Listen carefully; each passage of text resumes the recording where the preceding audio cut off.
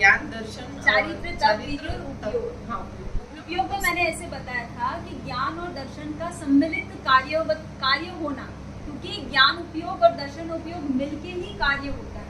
इसलिए ज्ञान जब अलग गुण देखोगे, दर्शन अलग गुण देखोगे, तो वो दो अलग बातें हो गई। और जब ज्ञान दर्शन का फंक्शन एक साथ होता है तो उसको हम उपयोग कहते हैं। सो एक सेकंड के लिए मैंने अगर अटेंशन निशा बहन पर की तो मैंने सामान्य और विशेष दोनों बोध लगा लिए वहां पर, तो वो उपयोग हो गया। तो उपयोग इज योर तत्समय का फोकस, तत्समय का अटेंशन। तो अगर आपके उपयोग में शुभ और अशुभ चलते रहता है, शुभ उपयोग से पुण्य आश्रय होता है, अशुभ उपयोग से पाप आश्रय होता है, और शुद्ध उपयोग जो होता है वो ही निर्जरा का कारण है। बस ये दोनों बंध का कारण है। तो शुद्ध उपयोग आपको कितना करना है बता दिया कल, नॉन स्टॉप 48 मिनट्स कर लो, आपको केवल ज्ञान गिफ्ट में मिलता है। एक समय के लिए हो जाए, एक समय के लिए नहीं होता है। एक सेकंड नहीं रह सकते। सिर्फ आपको 48 मिनट्स की साधना करनी है, पर वो 48 मिनट्स यथा क्या चारित्र के है, वो 12वें गुण स्थान में ही आता है। 12वां गुण स्थान जब आप क्षीण मोही हो जाएंगे तभी यथा क्या चारित्र खिलेगा और अंतर मुहूर्त में केवल ज्ञान आपको तोहफे में मिलेगा। ये गुण स्थान में डॉक्टर अपडेट किया है, सांस को कितनी मिनट तक एक स्वस्थ आदमी रोक सकता है? क्या एक स्वस्थ मनुष्य सांस को सांस रोकने के हाँ। कितनी मिनट तक रोक सकता है? संभव?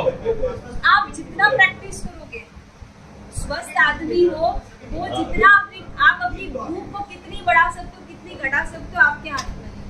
आप अगर 3 रोटी खा रहे हो, धीरे धीरे आप 2.5 रोटी, 2.5 से 2, 2 से 1.5, 1.5 से 1, आपको 1 रोटी जितनी भूख लगे। और आप चाहो तो आप भूख को बढ़ा भी सकते हो। आप 3 की जगह 3.5 खाना शुरू करो, फिर 4, फिर 5, आपको जितनी बढ़ानी है बढ़ा सकते हो।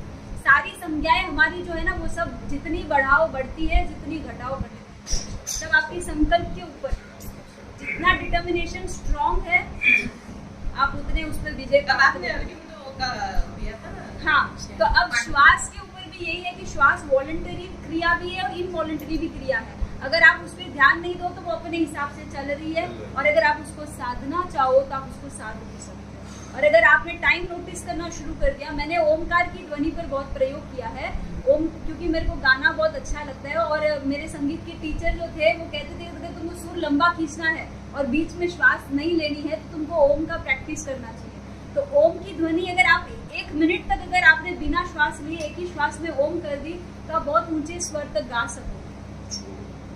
तो आप अगर ध्वनि के ऊपर प्रैक्टिस करोगे और श्वास के ऊपर प्रैक्टिस करोगे, अब जितना उसका ट्रेनिंग लोगे, प्रैक्टिस करोगे, आप उतना बढ़ा सकते हो। अगर आपकी श्वास को आपने बड़ा कर दिया तो आपने अपने आयुष्य को बड़ा कर दिया। कहीं हमारी वही तो चर्चा हुई कि योगी इतने लंबे क्यों जीते हैं, क्योंकि श्वास का संतुलन हो गया ना। श्वास निश्चित है, आयु निश्चित नहीं है। श्वास पर आयुष्य निश्चित है, श्वास पर आयुष्य।